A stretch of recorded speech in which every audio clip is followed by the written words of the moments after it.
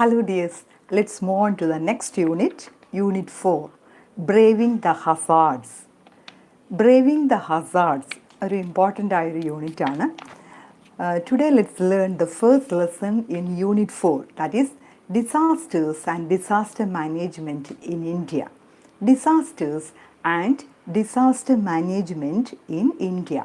Disaster എന്ന് പറഞ്ഞാൽ ദുരന്തവും ഡിസാസ്റ്റർ മാനേജ്മെൻറ്റ്, ദുരന്തങ്ങളെ നമുക്ക് എങ്ങനെ മാനേജ് ചെയ്യാം, ഇന്ത്യയിലുള്ള ഡിസാസ്റ്റേഴ്സിനെ കുറിച്ചും ഡിസാസ്റ്റർ മാനേജ്മെൻറ്റിനെ കുറിച്ചുമാണ് ഈ ലെസൺ. വളരെ ഇമ്പോർട്ടൻ്റ് ആയ ലെസണാണ്. അപ്പോൾ കഴിഞ്ഞ ഇംപ്രൂവ്മെൻറ്റ് എക്സാമിന് തന്നെ 8 മാർക്സിന് ഒരു ഷുവർ ക്വസ്റ്റ്യൻ ഈ ലെസണിൽ നിന്നുണ്ടായിരുന്നു. അപ്പോൾ അത് നമുക്ക് ജനറലായി കുറേ കാര്യങ്ങൾ പഠിക്കുകയാണെങ്കിൽ നിങ്ങൾക്ക് വളരെ ഈസിയായി എഴുതാം കേട്ടോ.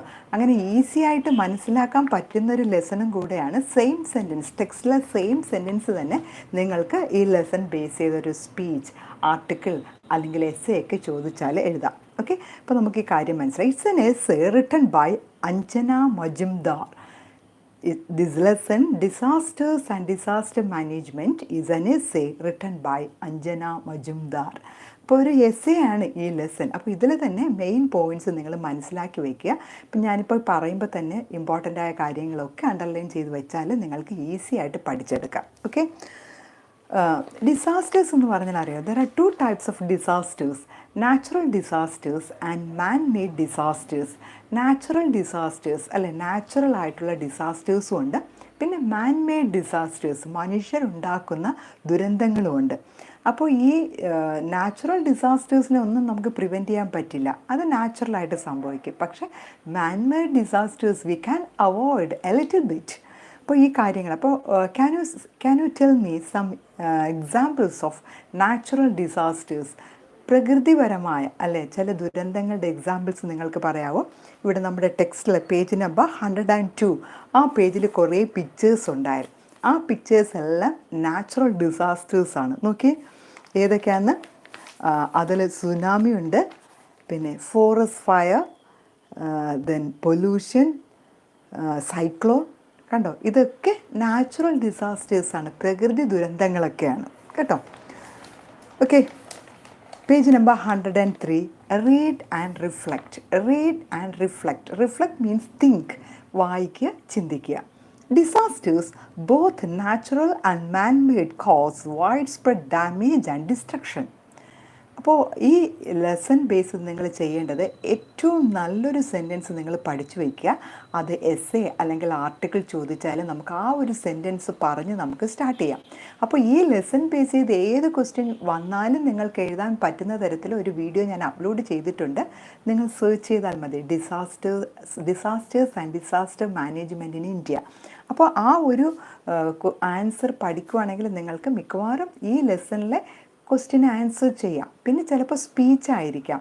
അപ്പോൾ ഏതെങ്കിലും ഒരു ദുരന്തം സംഭവിച്ചതിന് ശേഷം അതിന് നമുക്ക് എങ്ങനെ ഫേസ് ചെയ്യാം, അല്ലെങ്കിൽ നമുക്ക് ഇന്ത്യയിലെ ഡിസാസ്റ്റേഴ്സിനെയൊക്കെ മാനേജ് ചെയ്യാൻ പറ്റുന്ന തരത്തിൽ ഒരു ഓഡിയൻസിന് അവയർനെസ് കൊടുക്കാനോ അങ്ങനെയൊക്കെ ചോദിച്ചാൽ ഇതിലെ സെയിം കാര്യങ്ങൾ തന്നെയാണ് നിങ്ങൾ എഴുതേണ്ടത് കേട്ടോ. അപ്പോൾ നല്ലൊരു സെൻറ്റൻസ് നോക്കുക. Disasters both natural and man made cause widespread damage and destruction. ഇപ്പോൾ ഡിസാസ്റ്റേഴ്സ്, ദുരന്തങ്ങൾ, അത് നാച്ചുറൽ ആയാലും മാൻ മെയ്ഡ് ആയാലും അത് വൈഡ് സ്പ്രെഡ്, വളരെ വിശാലമായ ഡാമേജും ഡിസ്ട്രക്ഷനും ഒക്കെ ഉണ്ടാക്കുന്നു. It is high time that we became aware of and equipped ourselves to face impending disasters. Impending disasters means വരാൻ സാധ്യതയുള്ള ആ ഒരു ദുരന്തങ്ങളെ നമ്മൾ അതിനെക്കുറിച്ച് അവെയർ ആകണം, പിന്നെ എക്യുപ്ഡ് ആയിരിക്കണം അല്ലെ. ഇപ്പോൾ ഒരു എക്സാമ്പിൾ പറയുകയാണെങ്കിൽ ഇപ്പോൾ ഫ്ലഡ് വരാറുണ്ട് അല്ലേ, വെള്ളപ്പൊക്കം. അപ്പോൾ ഇപ്പോൾ കുറച്ചൊരു വെള്ളപ്പൊക്കം വരുമ്പോൾ തന്നെ നമുക്കറിയാം പിന്നെ ബാക്കി എന്തൊക്കെ കാര്യങ്ങൾ നമ്മൾ പ്രിക്കോഷൻസ് എടുക്കണം. അതുപോലെ സുനാമി, ആദ്യം സുനാമി അന്ന് വന്നപ്പോൾ അതെങ്ങനെ നേരിടണമെന്നറിയില്ല. ഇപ്പോൾ അലാമൊക്കെ വരുമ്പോഴേക്കും സുനാമിയൊക്കെ നേരിടാനുള്ള ഒത്തിരി കാര്യങ്ങളുണ്ട് അല്ലേ. Here is an essay about disasters and their management in the Indian context. Disasters and Disaster Management in India, Anjana Majumdar. See, disaster is a very common phenomenon for humanity. Human beings have experienced disasters in different forms since time immemorial. Time immemorial means ancient times. അപ്പം ഞാൻ ഓരോ പാരഗ്രാഫായിട്ട് വായിച്ച് അതിൻ്റെ summary പറഞ്ഞു പോവുകയാണ് കേട്ടോ. അത്രയും മതിയാവും. നമുക്കിതിൽ ജനറലായിട്ട് കുറേ കാര്യങ്ങളാണ് നിങ്ങൾ അറിഞ്ഞിരിക്കേണ്ടത്. The latest world disaster report suggests that disasters have increased both in frequency and intensity. The latest world disaster report. അപ്പോൾ ഈ വേൾഡ് ഡിസാസ്റ്റർ റിപ്പോർട്ടൊക്കെ പറയുന്നത് ഇപ്പോൾ നമ്മുടെ അടുത്തിടെയായിട്ട് disasters have increased both in frequency and intensity. ഡിസാസ്റ്റേഴ്സിൻ്റെ ഫ്രീക്വൻസിയും കൂടിയിട്ടുണ്ട്, അതുപോലെ ഇൻറ്റൻസിറ്റി, തീവ്രത അല്ലേ. ഇപ്പോൾ ഒത്തിരി പ്രാവശ്യം ഇങ്ങനെ ഇടയ്ക്കിടയ്ക്ക് ഡിസാസ്റ്റേഴ്സ് വന്നുകൊണ്ടിരിക്കുകയാണ്. Second paragraph. People are becoming more and more vulnerable to disasters of all types, which include earthquakes, floods, cyclones, landslides, droughts, accidents, plane crashes, forest fires, etc. People are becoming more and more vulnerable. Vulnerable എന്ന് പറഞ്ഞാൽ നമ്മൾ ആ ഒരു ഡിസാസ്റ്റേഴ്സിന് അതിന് നമ്മളങ്ങ് വൾണറബിളാണ് അല്ലേ. അതിലേക്ക് ആയിപ്പോകാനുള്ളൊരു സാധ്യതയുണ്ട്. Of all types. Here the writer Anjana Majumdar mentions some of the examples of disasters. Can you identify it? Earthquake, flood, cyclone, landslides. അല്ലേ, സൈക്ലോൺ എന്ന് പറഞ്ഞാൽ ചുഴലിക്കാറ്റ്, ലാൻഡ്സ്ലൈഡ് മണ്ണിടിച്ചിൽ, ഡ്രോട്ട് വരൾച്ച, accidents, plane crashes, forest fire കാട്ടുതീ. ഇതൊക്കെ ദുരന്തങ്ങളാണ്, ഡിസാസ്റ്റേഴ്സാണ്.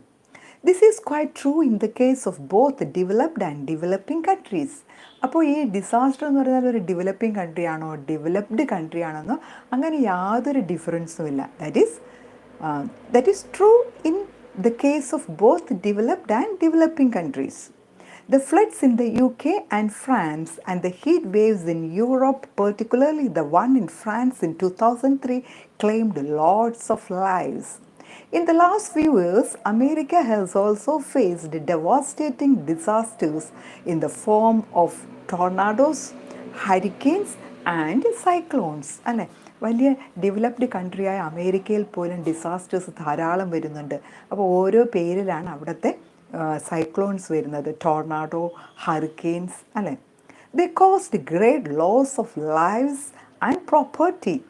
Even though the progress in technology is helping human beings to reduce the impact of the disasters, it is still inadequate. കണ്ടോ, നമ്മൾ ടെക്നോളജിക്കലായിട്ടൊക്കെ ഒത്തിരി ഡെവലപ്ഡ് ആണെങ്കിലും ഈ ഡിസാസ്റ്റേഴ്സ്, ദുരന്തങ്ങളെ ഫേസ് ചെയ്യാനുള്ള ആ ഒരു കാര്യത്തിൽ we are still inadequate. Inadequate എന്ന് പറഞ്ഞാൽ നമ്മൾ സഫിഷ്യൻ്റ് അല്ല, നമുക്ക് അത്രയും പറ്റില്ല. പെട്ടെന്നൊരു നാച്ചുറൽ ഡിസാസ്റ്ററൊക്കെ വന്നാൽ നമ്മെക്കൊണ്ടത് പറ്റില്ല.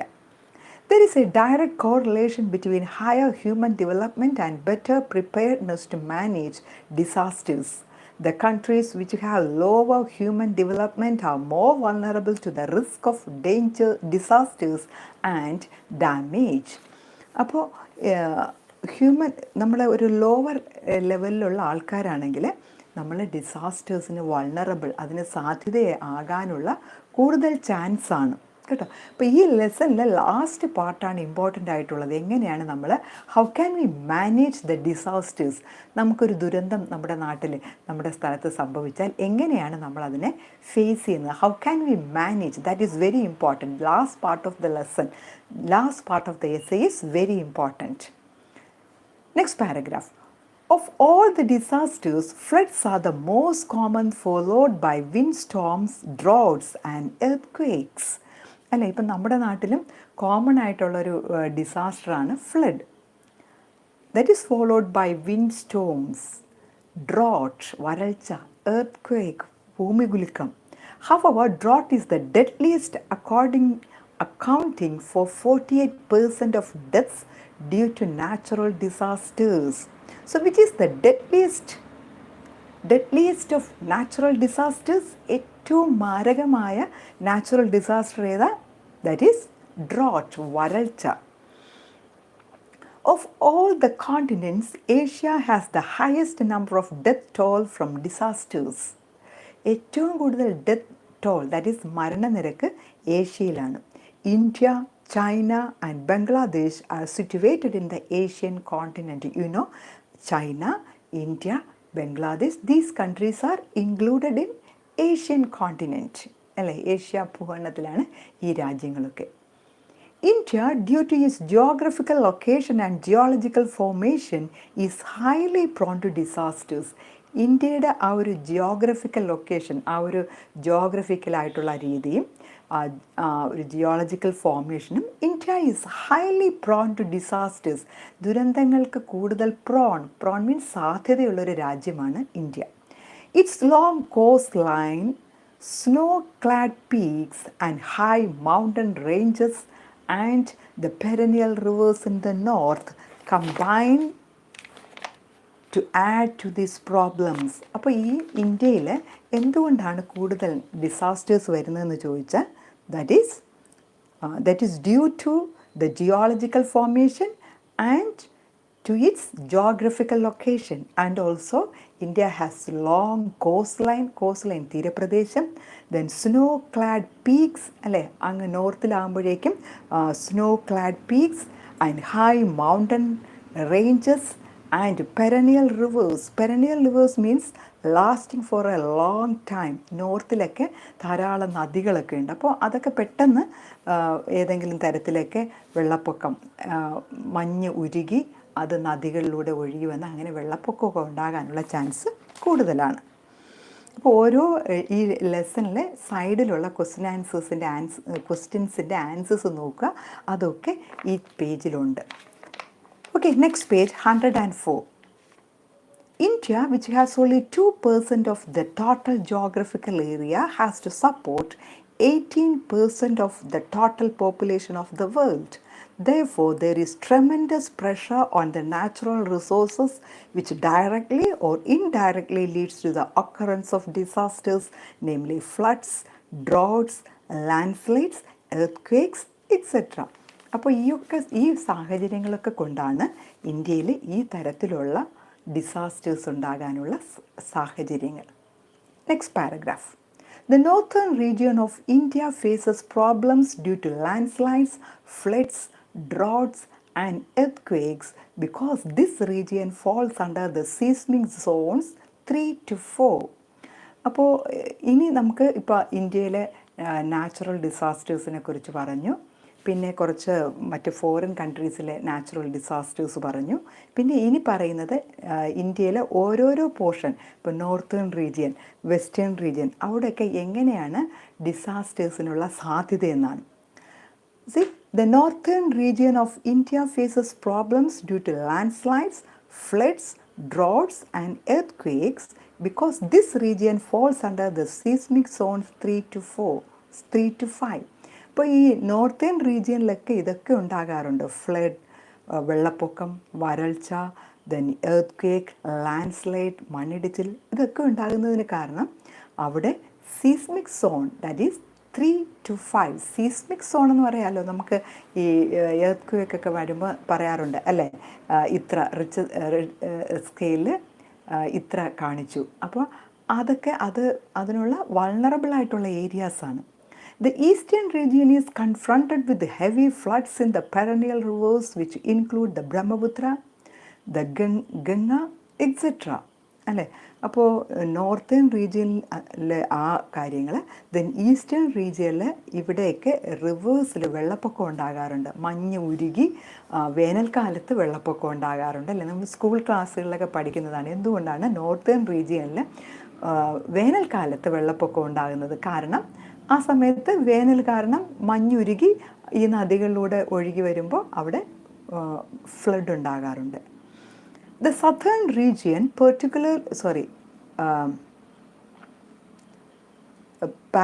second paragraph ആണ്. Drought, heat waves, hailstorms, cyclones, heavy winds and earthquakes are also common in this region. The northeastern region encounters floods, landslides and earthquakes. This region comes under the seismic zones 4 and 5. ഇതൊക്കെ just ഒന്ന് അറിഞ്ഞിരുന്നാൽ മതി, ഇതൊന്നും നിങ്ങൾ എസ്സേയിൽ അധികം stress ചെയ്യേണ്ട. The western region is widely known for severe droughts, wind erosion of land and soil, floods and cyclone. അപ്പോൾ western റീജിയനിൽ അതുപോലെ തന്നെ ഡ്രോട്ട്സ്, വരൾച്ച ഉണ്ടാകാറുണ്ട്. വിൻഡ് എറോഷൻ എന്ന് പറഞ്ഞാൽ കാറ്റടിച്ച് അല്ലെ, erosion of land and soil, മണ്ണും പിന്നെ എല്ലാം ഇങ്ങനെ എറോഷൻ, മണ്ണൊലിച്ചു പോകാറുണ്ട്. The southern region, particularly the coastal region, is vulnerable to cyclones. ഇപ്പം നമ്മളൊക്കെ സതേൺ റീജിയനാണ്, ഇന്ത്യയുടെ സതേൺ പാർട്ടിലാണ്, ഇവിടെ കോസ്റ്റൽ ലൈൻ കൂടുതലാണ്. So we are vulnerable to cyclones, ചുഴലിക്കാറ്റ്, സീ എറോഷൻ, കടലിലെ മണ്ണ് അല്ലേ, കടൽ മണ്ണൊലിച്ചു പോവുക, tsunami and land slides.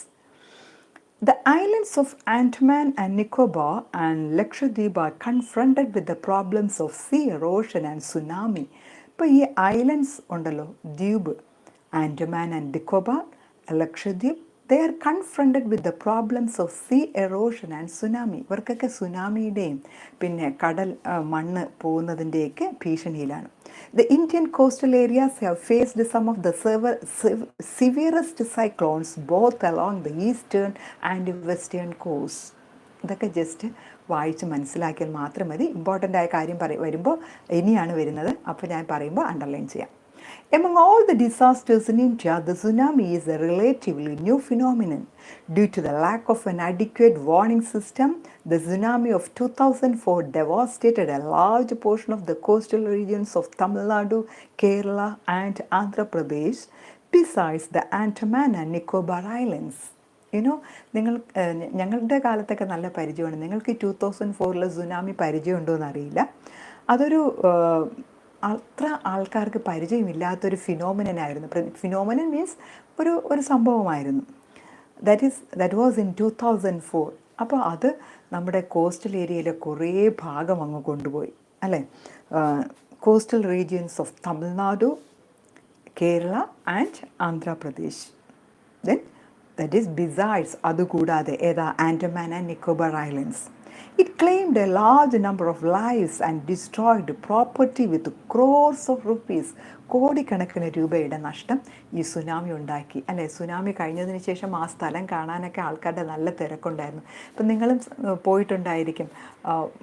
Tsunami വന്നപ്പോൾ എന്താ ഭയങ്കര പൊക്കത്തിലാണ്. ഇപ്പോൾ തെങ്ങിനേക്കാളും പൊക്കത്തിലാണ് തിരമാലയൊക്കെ വന്നത്.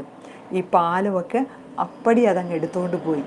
അപ്പോൾ ഈ ഒരു തെങ്ങിൻ്റെ പൊക്കത്തിലൊക്കെ തിര വന്നാൽ അപ്പോൾ അതിൻ്റെ താഴെ നിൽക്കുന്ന ആൾക്കാരുടെ കാര്യം പറയണ്ടല്ലേ, അവരെല്ലാം തിരിച്ച് തിര വന്നിട്ട് തിരിച്ച് കടലിലേക്ക് അവരെല്ലാം പോയി. എത്ര മരണമാണെന്ന് നടന്നത് അല്ലേ. That is A natural disaster. Page number 104, last paragraph. India has faced a number of disasters ranging from natural disasters like floods, earthquakes, cyclones, tsunami, drought and landslides to man-made disasters like the Bhopal gas tragedy. അപ്പോൾ ഇതുവരെ പറഞ്ഞതെല്ലാം natural ഡിസാസ്റ്റേഴ്സാണ്. എന്നാൽ മാൻ-മെയ്ഡ് ഡിസാസ്റ്റേഴ്സിന് ഒരു example പറഞ്ഞാൽ ഇതാണ് ഏതാ, Bhopal gas tragedy. That was in 1984. കേട്ടിട്ടുണ്ടായിരിക്കും അല്ലേ. അവിടെ ഒരു ഗ്യാസ് ലീക്ക് ഉണ്ടായി. അത് മനുഷ്യരുടെ അബദ്ധം കൊണ്ടുണ്ടായൊരു സംഭവമായിരുന്നു. That is a man made disaster. ഇപ്പോൾ നമ്മുടെ നാട്ടിലുള്ളൊരു മാൻ-മെയ്ഡ് ഡിസാസ്റ്റർ ഏതാ നമുക്ക് വേണമെങ്കിൽ പറയാം. ഏതാ, ഈ നമ്മുടെ COVID-19 അല്ലേ. COVID-19 ഒരു man made that's a disaster, no doubt. അപ്പം നിങ്ങൾക്കിത് കണക്ട് ചെയ്ത് ചോദിക്കാം. COVID-19 കാര്യം അതൊരു നാച്ചുറൽ അല്ലെങ്കിൽ ഒരു ഡിസാസ്റ്ററാണ്. അത് മാൻ-മെയ്ഡ് ആണോ നാച്ചുറൽ ആണോ എന്നുള്ളതിനെക്കുറിച്ച് വേണമെങ്കിൽ ഒരു ഡിബേറ്റ് തന്നെ ചോദിക്കാം, ഫോർ ആൻഡ് എഗെയിൻസ്റ്റ് അല്ലേ. അല്ലെങ്കിൽ നമുക്കതൊരു ഡിസാസ്റ്ററാണ്. നമുക്ക് മനുഷ്യർക്ക് അത്രയ്ക്ക് അതിനെ പ്രതിരോധിച്ച് നിൽക്കാൻ പറ്റുന്നില്ല. ഇപ്പോൾ ഓരോരോ കാര്യങ്ങൾ വാക്സിനൊക്കെ കണ്ടുപിടിച്ചൊക്കെ അങ്ങനെ വരുന്നേ ഉള്ളൂ അല്ലേ. അതൊക്കെ പ്രയോഗിച്ച് വരുന്നേ ഉള്ളൂ. So Bhopal gas tragedy that happened in 1984 is an example to man-made disaster.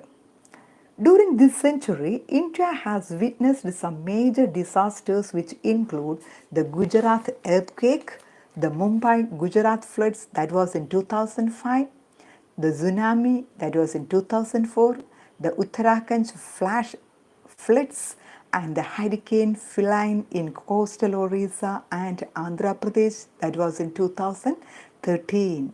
കണ്ടോ, അതിൻ്റെ റൈറ്റ് സൈഡിലെ questions. Name some of the major natural disasters faced by India during this century. ഈ സെഞ്ച്വറിയിലുണ്ടായ ചില നാച്ചുറൽ ഡിസാസ്റ്റേഴ്സിന് എക്സാമ്പിളാണ്. Next paragraph, that is in page number 105. The direct and indirect impacts of disasters, either natural or industrial, are always damage, destruction and death. അപ്പോൾ ഈ paragraph മുതൽ ഇച്ചിരി ഇമ്പോർട്ടൻ്റ് ആണ് കേട്ടോ.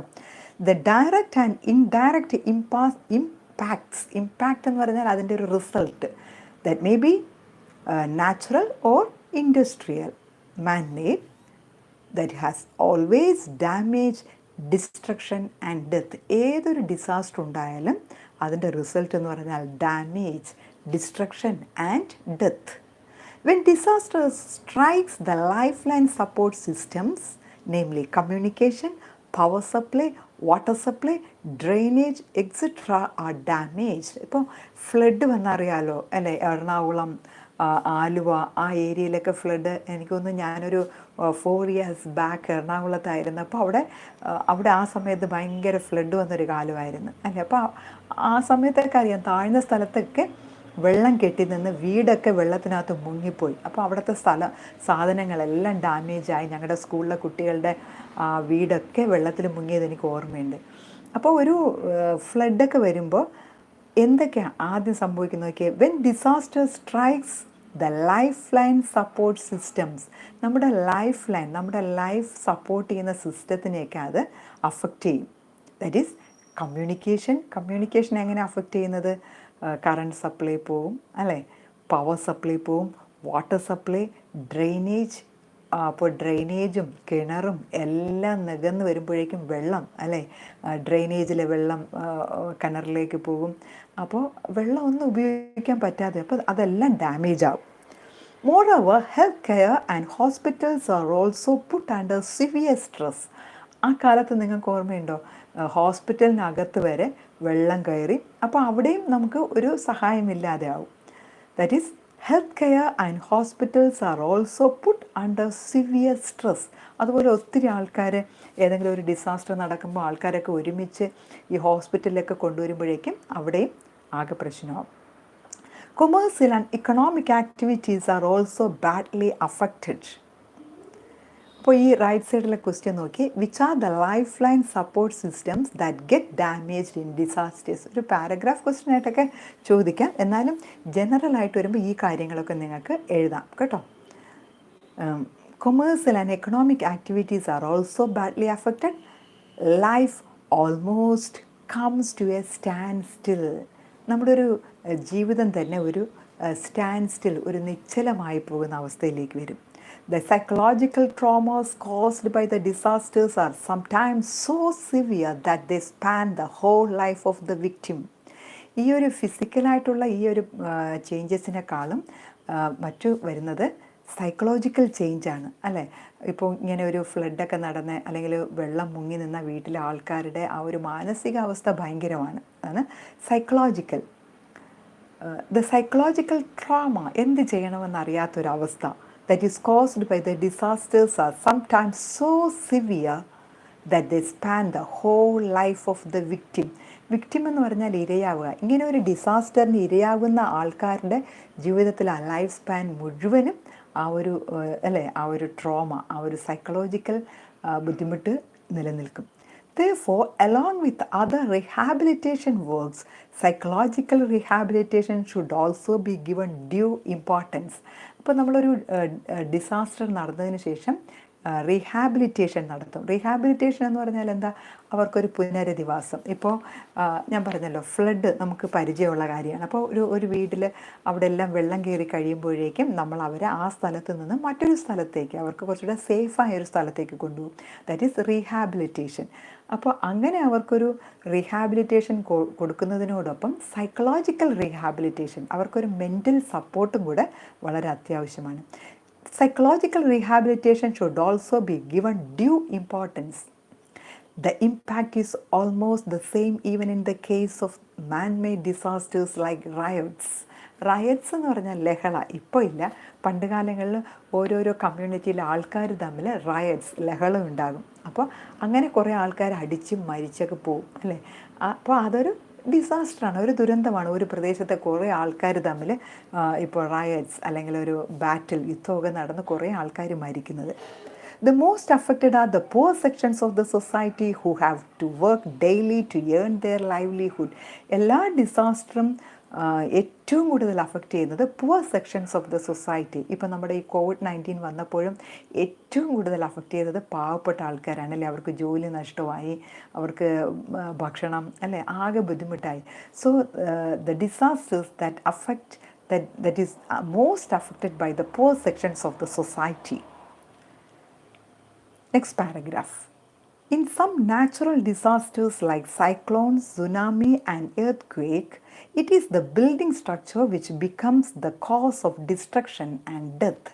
മിക്കവാറും ഒരു ഡിസാസ്റ്റർ, സൈക്ലോൺ അല്ലേ, കൊടുങ്കാറ്റ്, ചുഴലിക്കാറ്റ്, സുനാമി, എർത്ത് ഭൂമി കുലുക്കമൊക്കെ ഉണ്ടാകുമ്പോൾ ഒന്ന് കുലുങ്ങുന്നത് ആ ബിൽഡിങ്ങിൽ ബുദ്ധിമുട്ടുള്ള അല്ലേ, ശരിക്കും നല്ല ബിൽഡിംഗ് അല്ലാത്തതൊക്കെ ചെറിയൊരു കുലുക്കത്തിൽ തന്നെ വീണു പോകാൻ സാധ്യതയുണ്ട് അല്ലേ. The building structure which becomes the cause of destruction and death. ആ ബിൽഡിങ്ങിൻ്റെ കൺസ്ട്രക്ഷനാണ് ഡിസ്ട്രക്ഷൻ, നാശവും മരണവും ഒക്കെ കൂടുതലുണ്ടാക്കുന്നത്. In developing countries only 30% of the buildings are constructed in accordance with the regulations laid down for ensuring safety and security. ഇപ്പോൾ developing countries, അപ്പോൾ India is a developing country. ഇവിടേക്ക് 30% of the buildings are constructed in accordance with the regulations laid down for ensuring safety and security. ഓരോ ബിൽഡിങ്ങിൻ്റെയും സേഫ്റ്റിയും സെക്യൂരിറ്റിയൊക്കെ നോക്കിയാണ് അവർ build ചെയ്യുന്നത്. Similarly, the lack of a master plan and the inferior quality of materials used for construction also aggravate the casualties arising out of disasters. അതുപോലെ തന്നെ ഈ ബിൽഡിങ്ങിൻ്റെ മെറ്റീരിയൽസ് അല്ലേ, lack of a master plan, ശരിക്കൊരു plan ഇല്ലാതെ building ഉണ്ടാക്കുക, and the inferior quality of materials used for construction. ഏതെങ്കിലും ഇപ്പോൾ വലിയ കൺസ്ട്രക്ഷൻസൊക്കെ കുറേ ആൾക്കാരെടുത്ത് ചെയ്യും, എന്നിട്ട് ഇവർക്ക് ലാഭം കിട്ടുന്നതിന് വേണ്ടിയിട്ട് ലോ ക്വാളിറ്റി മെറ്റീരിയൽസ് യൂസ് ചെയ്യും. അതൊക്കെ that aggravate the casualties arising out of ഡിസാസ്റ്ററിലുണ്ടാകുന്ന കാഷ്വാലിറ്റി കൂടുതലുണ്ടാക്കുന്നു. കണ്ടോ? ആൻഡ് റൈറ്റ് സൈഡിലെ question, what are the major limitations in constructing safe and secure buildings?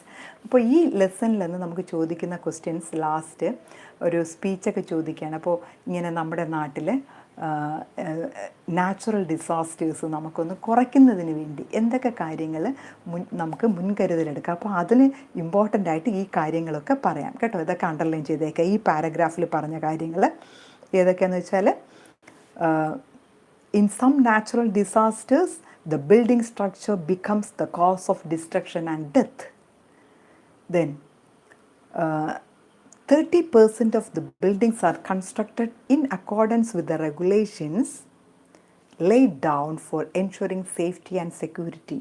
The lack of master plan and the inferior quality of materials used for construction also aggravate the casualties arising out of disasters. Therefore, both the private and public buildings should be constructed according to the guidelines prescribed by law. കണ്ടോ? അതുകൊണ്ട് നമ്മൾ ചെയ്യേണ്ടത്, both private and public buildings should be constructed according to the guidelines prescribed by law. നിയമം അനുസരിച്ചുള്ള ആ guide lines അനുസരിച്ച് തന്നെ ആയിരിക്കണം പ്രൈവറ്റ് ആയാലും പബ്ലിക് ബിൽഡിങ്സും ഒക്കെ കൺസ്ട്രക്റ്റ് ചെയ്യേണ്ടത്. Moreover, construction should strictly adhere to the master plan approved by the authorities. ഇപ്പോൾ നമ്മളൊരു കെട്ടിടം വയ്ക്കുമ്പോൾ നമ്മൾ പ്ലാൻ കൊടുത്ത് സാങ്ഷൻ വാങ്ങിയിരിക്കണം. അപ്പോൾ അങ്ങനെ അപ്രൂവൽ വാങ്ങി തന്നെ ആയിരിക്കണം നമ്മൾ ബിൽഡിങ്സ് ചെയ്യേണ്ടത്. Construction should strictly adhere to the master plan approved by the authorities approve ചെയ്ത മാസ്റ്റർ പ്ലാൻ അനുസരിച്ച് തന്നെ ആയിരിക്കണം ബിൽഡിങ്സ് കൺസ്ട്രക്റ്റ് ചെയ്യേണ്ടത്. Above all, good quality material should be used for construction. കണ്ടോ? ഇതിനെല്ലാം ഉപരി good quality material should be used for construction. ഏതെങ്കിലും buildings construct ചെയ്യുമ്പോൾ ഗുഡ് ക്വാളിറ്റി മെറ്റീരിയൽസ് തന്നെ യൂസ് ചെയ്യണം. അപ്പോൾ അതിൻ്റെ right side question, What measures need to be taken to ensure the safety and security of the buildings? Important ആയ കാര്യങ്ങളാണ് കേട്ടോ. അപ്പോൾ ഈ പാരഗ്രാഫ് നിങ്ങൾക്ക് ഇമ്പോർട്ടൻ്റ് ആണ്. പേജ് നമ്പർ 105 ലാസ്റ്റ് പാരഗ്രാഫ് നിങ്ങൾ പഠിക്കുക. ഇപ്പോൾ ഏതെങ്കിലും ഒരു ബിൽഡിങ്സ് ചെയ്യുമ്പോൾ അല്ലെങ്കിൽ സേഫ്റ്റിയും സെക്യൂരിറ്റിയും ഒക്കെ എൻഷുർ ചെയ്യുന്നതിന് ബിൽഡിങ്സിൻ്റെ കൺസ്ട്രക്ഷനിൽ ഏതൊക്കെ കാര്യങ്ങൾ അറിഞ്ഞിരിക്കണം. അപ്പോൾ ആ പോയിൻറ്റ്സ് ടെക്സ്റ്റിൽ തന്നെ അണ്ടർലൈൻ ചെയ്യുക, പഠിക്കുക. ഓക്കെ, ഇപ്പോൾ 8 മാർക്സിൻ്റെ ക്വസ്റ്റ്യൻ ഇതൊക്കെ എഴുതുക. Then the UNDAC അത് ഏറ്റവും താഴെയുണ്ട്. United Nations Disaster Assessment and Coordination along with the government of India has jointly prepared an action plan for cities and towns vulnerable to earthquakes. Vulnerable means സാധ്യതയുള്ള, earth സാധ്യതയുള്ള ആ ഒരു ടൗൺസിൻ്റെയും സിറ്റീസിനെയും കുറിച്ചുള്ള കുറേ action plan എന്തൊക്കെയാണ്, അങ്ങനെ വൾണറബിൾ ആയിട്ടുള്ള അങ്ങനെ സാധ്യതയുള്ള സ്ഥലങ്ങളിൽ അവർ ഫോളോ ചെയ്യേണ്ട കാര്യങ്ങൾ എന്തൊക്കെയാണെന്ന് ഈ UNDACയും നമ്മുടെ ഗവൺമെൻറ്, ഇന്ത്യ ഗവൺമെൻറ്റും ചില കാര്യങ്ങളൊക്കെ ആക്ഷൻ പ്ലാൻ എടുത്തിട്ടുണ്ട്. That is to reduce damage and death. അല്ലേ, ഡാമേജ് ഒരു ഡിസാസ്റ്റർ നടക്കുമ്പോൾ ഡാമേജും ഡെത്തും കുറയ്ക്കുന്നതിന് വേണ്ടിയാണ്. Next page number 106. In vulnerable areas, the existing building should be technically assessed and individual owners and group housing authorities should be informed about the weaknesses in their construction. അപ്പോൾ നമുക്ക് എങ്ങനെയൊക്കെ നമ്മുടെ നാട്ടിലെ ഡിസാസ്റ്റേഴ്സ് നമുക്ക് കുറച്ച് കൊണ്ടുവരാം, റെഡ്യൂസ് ചെയ്യാം എന്നൊരു ക്വസ്റ്റ്യൻ ചോദിക്കുമ്പോൾ ഈ നേരത്തെ പറഞ്ഞ കാര്യങ്ങളൊക്കെ നിങ്ങൾ എഴുതണം. ഇപ്പോൾ നമ്മുടെ ഇംപ്രൂവ്മെൻറ്റ് എക്സാമിന് ചോദിച്ച ക്വസ്റ്റ്യൻ്റെ ആൻസറും ഇതൊക്കെ തന്നെയാണ് കേട്ടോ. In vulnerable areas, vulnerable means prone അല്ലെ, സാധ്യതയുള്ള ഏരിയാസിൽ existing building should be technically assessed. ഇപ്പോൾ നിലനിൽക്കുന്ന ബിൽഡിങ്സൊക്കെ that is assessed and individual, that is technically assessed and individual owners and group housing authorities should be informed about the weaknesses in their construction. ഇടയ്ക്കിടയ്ക്ക് അതൊക്കെ ഒന്ന് assess ചെയ്യണം. ഓരോ ബിൽഡിങ്സൊക്കെ പോയി നോക്കി അതിലെന്തെങ്കിലും വീക്ക്നെസ് ഉണ്ടെങ്കിൽ അതിൻ്റെ അതോറിറ്റീസിനെ അറിയിക്കണം. അപ്പോൾ അതനുസരിച്ച് പൊളിച്ചു മാറ്റേണ്ടതാണെങ്കിൽ പൊളിച്ചു മാറ്റണം, എന്തെങ്കിലും കാര്യങ്ങളൊക്കെ ചെയ്യേണ്ടതാണെങ്കിൽ ചെയ്യണം. Presently, it is estimated that around 1 million buildings are constructed every year in India and an equal number of them gets damaged as a result of disasters. കണ്ടോ, ബിൽഡിങ്സ് ഉണ്ടാക്കുന്നു, ഡിസാസ്റ്റേഴ്സ് അനുസരിച്ച് അതൊക്കെ ഡാമേജ് ആകുന്നു. In order to reduce the damage to buildings, a monitoring mechanism should be set up in disaster-prone areas which must act in proper coordination with the concerned authorities to ensure the fulfillment of building codes. അപ്പോൾ അവിടെ ഒരു point വന്നത്, in order to reduce the damage, a monitoring mechanism should be set up in disaster prone areas. Sentence full പഠിക്കേണ്ട, വേണ്ട ചില കാര്യങ്ങൾ മാത്രം കണ്ടോ. അപ്പോൾ ഡിസാസ്റ്റർ പ്രോൺ ആയിട്ടുള്ള ഏരിയാസിൽ ഒരു മോണിറ്ററിംഗ് ടീമിനെയൊക്കെ നമ്മൾ റെഡിയാക്കണം. Next paragraph. In the case of disaster management, the state governments play a major role while the central government only plays a facilitating role. ഇനി അടുത്ത് പറയുന്ന കാര്യങ്ങൾ ഇമ്പോർട്ടൻ്റ് ആണ്. ഇപ്പോൾ ഒരു ഡിസാസ്റ്റർ നടന്നാൽ how can we manage the disasters, ആ ദുരന്തത്തെ നമുക്ക് എങ്ങനെ മാനേജ് ചെയ്യാം. അപ്പോൾ ഒരു ഡിസാസ്റ്റർ നടന്നാൽ the state governments play a major role. ഇപ്പോൾ ഇവിടെ നമ്മുടെ കേരളത്തിലൊരു ഡിസാസ്റ്റർ നടന്നു, അപ്പോൾ നമുക്കിവിടെ ഏറ്റവും മാനേജ് ചെയ്യേണ്ട ഇമ്പോർട്ടൻ്റ് ആൾക്കാർ നമ്മുടെ സ്റ്റേറ്റ് ഗവൺമെൻറ്റാണ്. The state governments play a major role while the central government only plays a facilitating role. പക്ഷേ സെൻട്രൽ ഗവൺമെൻറ് ഒരു ഫെസിലിറ്റേറ്റിംഗ്, ഒരു ഹെൽപ്പിംഗ് ഏജൻ്റായിട്ട് മാത്രമേ റോളുള്ളൂ. At the state level, there is a state level disaster management committee. Okay, അപ്പോൾ ഇനി നമ്മൾ പഠിക്കുന്നത് അതിൻ്റെ right side question, how does the central government coordinate disaster. അതിൻ്റെ മുകളിലുണ്ട്, what is the structure of the state and central level committees of disaster management. State ലെവലിൽ അല്ലെങ്കിൽ central ലെവലിലൊക്കെ ഡിസാസ്റ്റർ മാനേജ്മെൻറ്റ് കമ്മിറ്റി എങ്ങനെയാണ് അവരത് കോർഡിനേറ്റ് ചെയ്യുന്നു എന്നുള്ളതാണ്. ഓക്കെ, അപ്പോൾ ആദ്യം പറഞ്ഞു ഒരു ഡിസാസ്റ്റർ നടന്നാൽ സ്റ്റേറ്റ് ഗവൺമെൻറ്റിനാണ് മേജർ റോൾ, സെൻട്രൽ ഗവൺമെൻറ്റിന് ഒരു ഫെസിലിറ്റേറ്റിംഗ് റോൾ മാത്രമേ ഉള്ളൂ. At the state level, there is a state level disaster management committee. ഇപ്പം നമ്മുടെ സ്റ്റേറ്റിൽ, കേരള സ്റ്റേറ്റിൽ എല്ലാ സ്റ്റേറ്റിലും there is a state level disaster management committee consisting of the senior secretaries of various departments and the representatives of the NGOs. NGO means non-governmental organizations അല്ലേ, അതിൻ്റെ representatives കാണും. പിന്നെ senior secretaries of various departments, എല്ലാ ഡിപ്പാർട്ട്മെൻറ്റിലെയും senior സെക്രട്ടറീസും അതിലെ മെമ്പേഴ്സാണ്. ഏതിലെ? ഈ disaster management committee. At the national level there is a crisis management committee. അപ്പോൾ സ്റ്റേറ്റ് ലെവലിൽ ആരൊക്കെയാണെന്ന് മനസ്സിലായി. എന്നാൽ സെൻട്രൽ ഗവൺമെൻറ്റിൽ there is a crisis management committee. Crisis management എന്ന് പറഞ്ഞാൽ എന്താ? പെട്ടെന്നൊരു ദുരന്തം ഉണ്ടാകുമ്പോൾ അതിനെ മാനേജ് ചെയ്യാനുള്ളൊരു committee. Crisis management committee that is headed by the cabinet secretary and the secretaries from the major departments of the government. അവിടെയും ആരൊക്കെയാ ഹെഡ്? അതിൻ്റെ ഹെഡ് എന്ന് പറയുന്നത് ക്യാബിനറ്റ് സെക്രട്ടറിയാണ്. And the secretaries from the major departments of the government. ഗവൺമെൻറ്റിലെ എല്ലാ major ഡിപ്പാർട്ട്മെൻറ്റ്സിലെയും secretaries അതിൽ മെമ്പേഴ്സാണ്. The central government, with the proper coordination with various ministries, provides necessary support to the states, which includes defense services like airdropping, rescuing, searching, transport of relief goods, etc., and availability of rail and ferry services, health personnel and medical support. Okay, അപ്പോൾ അന്നത്തെ നമ്മുടെ ആ ഒരു flood അല്ലെങ്കിൽ ഇപ്പം നമ്മുടെ flood ഉണ്ടായ സമയത്ത് തന്നെ അറിയാം അല്ലേ, ആൾക്കാരൊക്കെ കുറേ വീടിൻ്റെ മുകളിലൊക്കെ കുടുങ്ങിപ്പോയി. അപ്പോൾ അവരെയൊക്കെ ആ സ്ഥലത്ത് നിന്ന് ഒന്ന് രക്ഷപ്പെടുത്തി കൊണ്ടുവരുന്നതിന് വേണ്ടി സെൻട്രൽ ഗവൺമെൻറ്റിൻ്റെ ഹെൽപ്പ് നമുക്ക് കിട്ടി. ഏതാ? എയർ ഡ്രോപ്പിംഗ് അല്ലേ. അവിടെ കുടുങ്ങിയവർക്ക് എയർ ഡ്രോപ്പിംഗ്, ഹെലികോപ്റ്ററിലൊക്കെ വന്ന് അവർക്ക് ഫുഡ്, മെഡിസിനൊക്കെ കൊടുത്തു. പിന്നെ എന്താ? ഫെറി സർവീസ് എന്ന് പറഞ്ഞാൽ ചില സ്ഥലത്തൊക്കെ വെള്ളം കെട്ടി നിന്ന് അവിടെ കുടുങ്ങിയവർക്ക് ബോട്ടിലൊക്കെ അല്ലേ, ചെറിയ വള്ളത്തിലൊക്കെ പോയി ഫെറി സർവീസിലൂടെയൊക്കെ ഹെൽപ്പ് കൊടുത്തു. അപ്പോൾ അത് നോക്കിയേ.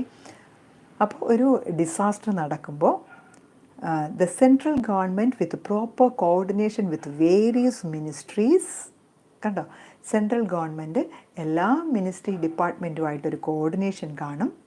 Provides necessary supports to the states, സ്റ്റേറ്റിന് എന്താണോ ആവശ്യം അത് കൊടുക്കും. വിച്ച് ഇൻക്ലൂഡ്സ് ഏതൊക്കെയാ? Defence services like air dropping. Defence അപ്പോൾ ഈ മിലിറ്ററിക്കാരുടെയൊക്കെ പോലുള്ള അവരുടെ ഹെൽപ്പ് എടുക്കും. എയർ ഡ്രോപ്പിംഗ്, റെസ്ക്യൂയിങ് രക്ഷപ്പെടുത്തൽ, സെർച്ചിങ് ആൾക്കാർ എവിടെയെങ്കിലും കുടുങ്ങിക്കിടക്കുന്നതെന്ന് സെർച്ച് ചെയ്യും, ട്രാൻസ്പോർട്ട് ഓഫ് റിലീഫ് ഗുഡ്സ് അവർക്ക് വേണ്ട ദുരിതാശ്വാസ ക്യാമ്പിലേക്കുള്ള സാധനങ്ങളൊക്കെ അങ്ങോട്ടും ഇങ്ങോട്ടും ഒക്കെ എത്തിച്ചു കൊടുക്കും, and availability of rail and ferry services central ഗവൺമെൻറ്റിൻ്റെ ഫ്രീ ആയിട്ട് ferry service, ferry means boat ചെറിയ വള്ളങ്ങളൊക്കെ ആയിട്ട് ഫ്രീ ആയിട്ടുള്ള സർവീസ് കൊടുക്കും. Then health personal and medical support, health personal ആരോഗ്യ പ്രവർത്തകരുടെ സഹായം, ദെൻ മെഡിക്കൽ സപ്പോർട്ടും കൊടുക്കും. അപ്പോൾ സ്റ്റേറ്റ് ഗവൺമെൻറ്റിനാണ് നല്ലൊരു ഉത്തരവാദിത്വം, എന്നാൽ സെൻട്രൽ ഗവൺമെൻറ്റിൻ്റെ ഹെൽപ്പ് കിട്ടും. Next paragraph. Rehabilitation is an integral part of disaster management. ഒരു ഡിസാസ്റ്റർ മാനേജ്മെൻറ്റ് ഉണ്ടായാൽ ഏറ്റവും ഇൻറ്റഗ്രൽ ഇമ്പോർട്ടൻ്റ് ആയ എന്ന് പറയുന്ന പാർട്ട് ഏതാണെന്ന് വെച്ചാൽ റീഹാബിലിറ്റേഷൻ. ഇപ്പോൾ വെള്ളപ്പൊക്കം വന്ന ആൾക്കാർ വെള്ളത്തിൽ മുങ്ങിക്കിടക്കുകയാണ്. അപ്പോൾ ഇവരവിടെ ഇട്ടേക്കാൻ പാടില്ല, അവർക്കൊരു റീഹാബിലിറ്റേഷൻ കൊടുക്കണം, പുനരധിവാസം. ഇവരിവിടുന്ന് വേറെ ഏതെങ്കിലും സേഫായ ഒരു സ്ഥലത്തേക്ക് നമ്മൾ കൊണ്ടുപോകണം. That is rehabilitation. Rehabilitation is an integral part of disaster management. Since disasters are non routine events എന്ന് പറഞ്ഞാൽ എപ്പോഴും സംഭവിക്കുന്ന ഒരു കാര്യമല്ല അല്ലേ, എപ്പോൾ സംഭവിക്കുമെന്ന് നമുക്ക് പറയാനും പറ്റില്ല. They require non routine responses for effective management and rehabilitation. അപ്പോൾ ഇങ്ങനെയുള്ള ആൾക്കാരെ ഒരു ഇഫക്റ്റീവായിട്ടുള്ള റീഹാബിലിറ്റേഷനൊക്കെ ഇഫക്റ്റീവ് മാനേജ് ചെയ്യണമെങ്കിൽ നല്ല ആൾക്കാർ വേണം അല്ലെ, ഒരു ടീം വേണം. This means that the government cannot rely on normal procedures to implement appropriate responses. There should be proper coordination among the various departments of the government to bring speedy relief to the victim.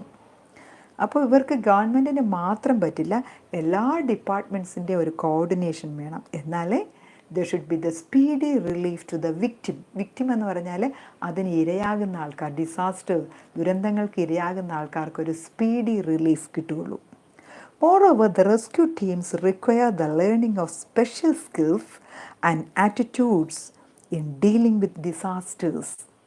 കണ്ടോ, right side question, what are the special requirements of the rescue team according to the author? ഈ ഓഥറിൻ്റെ അഭിപ്രായത്തിൽ what are the special requirements of the rescue team? Rescue means ഇങ്ങനെ രക്ഷപ്പെടുത്തുന്ന, ഒരു disaster നടക്കുമ്പോൾ അവരെ രക്ഷപ്പെടുത്തുന്ന ആ ടീമിലുള്ള ആൾക്കാരുടെ സ്പെഷ്യൽ റിക്വയർമെൻറ്റ്സ്, സ്പെഷ്യൽ ക്വാളിറ്റീസ് എന്തൊക്കെയായിരിക്കണം? അണ്ടർലൈൻ ചെയ്ത് മനസ്സിലാക്കിക്കോളൂ. വേണ്ടത് അതിന് തൊട്ട് മുന്നേ there should be proper coordination among the various departments. അത് പറഞ്ഞു. The rescue teams require the learning of special skills and attitude. അവർക്കൊരു സ്പെഷ്യൽ സ്കിൽ ആൻഡ് ആറ്റിറ്റ്യൂഡ് വേണം, അല്ലേ? ഇങ്ങനെയുള്ള ആൾക്കാരെയൊക്കെ സഹായിക്കാനുള്ളൊരു മനോഭാവം വേണം, ആറ്റിറ്റ്യൂഡ് വേണം. ഇൻ ഡീലിംഗ് വിത്ത് ഡിസാസ്റ്റേഴ്സ്, ഇപ്പോൾ ഒരു ഡിസാസ്റ്റേഴ്സുമായിട്ട് ഡീൽ ചെയ്തുള്ള ഒരു സ്പെഷ്യൽ സ്കിൽ വേണം, അല്ലേ? പ്രത്യേക ഒരു സ്കിൽ വേണം. എന്തെങ്കിലും ഒരു പ്രശ്നം വരുമ്പോൾ പെട്ടെന്ന് അവിടെ എങ്ങനെ ഡീൽ ചെയ്യണം, പിന്നെ നല്ല ആറ്റിറ്റ്യൂഡ് വേണം.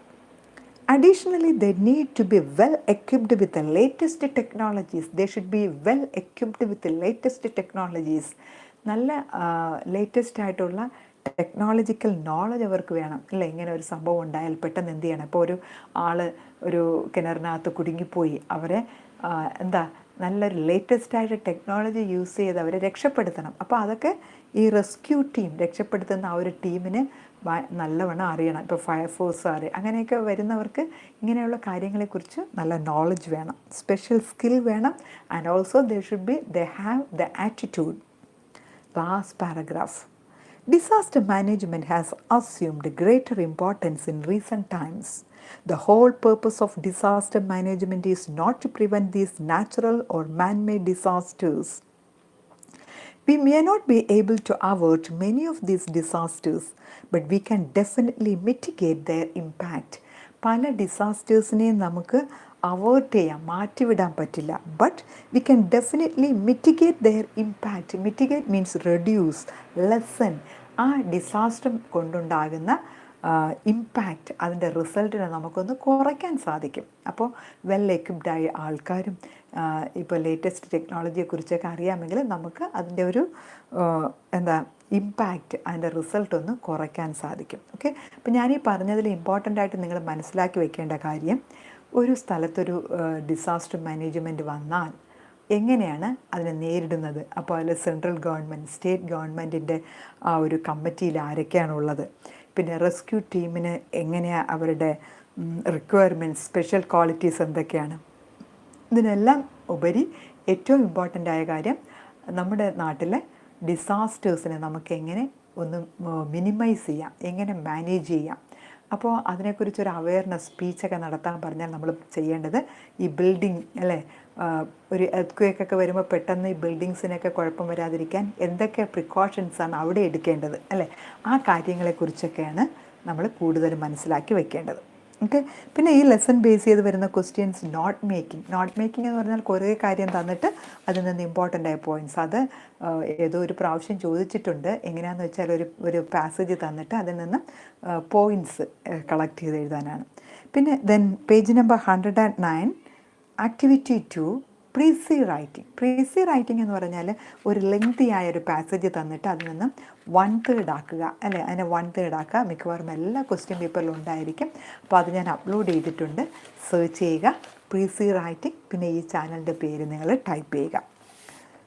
Okay, then activity 3, think and respond. അത് പാരഗ്രാഫ് ക്വസ്റ്റ്യൻ ആയിട്ടൊക്കെ ചോദിക്കാൻ സാധ്യതയുണ്ട്. ആക്ടിവിറ്റി 4 വേണ്ട, അത് ജസ്റ്റ് നിങ്ങൾക്കൊന്ന് വായിക്കാനുള്ളതാണ്. 5 വേണ്ട. 6 പ്രോജക്റ്റ്, 7 കളക്ഷൻ, അതൊന്നും വേണ്ട. ഓക്കെ, അപ്പോൾ ഇതിൽ നിന്നും നിങ്ങൾക്ക് ഷുവറായിട്ട് 8 മാർക്സിൻ്റെ ഒരു ക്വസ്റ്റ്യൻ കാണും. Disasters and disaster management in India.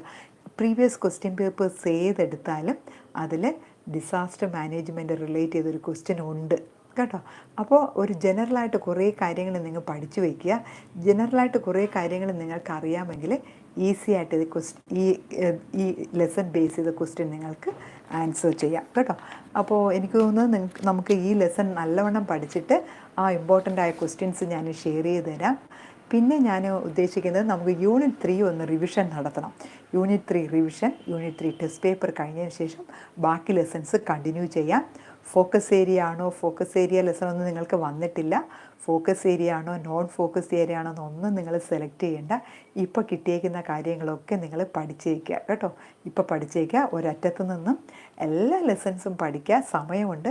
Exam അടുക്കുമ്പോൾ പെട്ടെന്നായിരിക്കും ഡേറ്റ് വരുന്നത്. പിന്നെ നിങ്ങൾക്ക് ഒന്നും വായിക്കാനോ എന്ത് ചെയ്യണമെന്ന് അറിയില്ല, ആകെ ടെൻഷനാവും.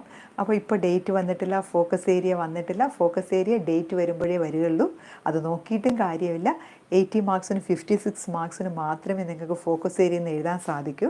അപ്പോൾ എല്ലാ ലെസൺസും പഠിക്കുക. ഓക്കെ. അപ്പോൾ ഇനി നിങ്ങൾക്ക് ഈ ലെസൺ ബേസ് ചെയ്തോ എക്സാം ബേസ് ചെയ്തോ എന്തെങ്കിലും ഡൗട്ട്സ് ഉണ്ടെങ്കിൽ ഞാൻ ഈ ക്ലാസ് വീഡിയോ ആയി പ്രോസസ്സ് ചെയ്യാം. ആ വീഡിയോയുടെ താഴെ കമൻറ്റ് ചെയ്തേക്കുക. Okay, bye bye, best wishes, good night, see you on next Friday at 9 p.m. Okay.